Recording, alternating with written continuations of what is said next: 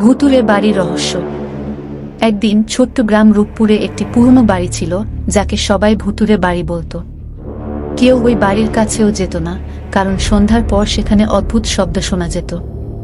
তিন বন্ধু রনি, মনি আর সুমি ঠিক করল তারা রহস্যের সমাধান করবে। এক রাত তারা সাহস করে ভুতুরে বাড়িতে গেল। বাড়ির ভেতরে ঢুকে তারা দেখল ঘরগুলো ধুলোময় আর জ্বালায় ভরা।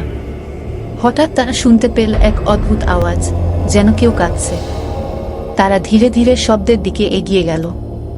তারা দেখল একটি ছোট্ট ছেলেটি কাঁদছে। ছেলেটির নাম ছিল টুকাই। সে বলল, আমি এই বাড়িতে হারিয়ে গেছি। আমার পরিবার অনেকদিন আগে এই বাড়ি ছেড়ে চলে গেছে, কিন্তু আমি বের হতে পারিনি। রনি, মনি আর সুমি টুকাইকে নিয়ে বাড়ির বাইরে এল। তারা গ্রামে ফিরে গিয়ে সবাইকে জানাল যে ভুতুরে বাড়িতে কোনো ভূত নেই, শুধু একটি হারানো ছেলেটি ছিল। এরপর থেকে কেউ আর ভুতুরে বাড়িকে ভয় পায়নি। রনি, মনি আর সুমি সবাইকে দেখিয়েছিল যে অনেক সময় ভূতের গল্পের পেছনে থাকে এক করুণ কাহিনী, আর সাহস ও বন্ধুত্ব দিয়ে সবকিছুর সমাধান করা যায়।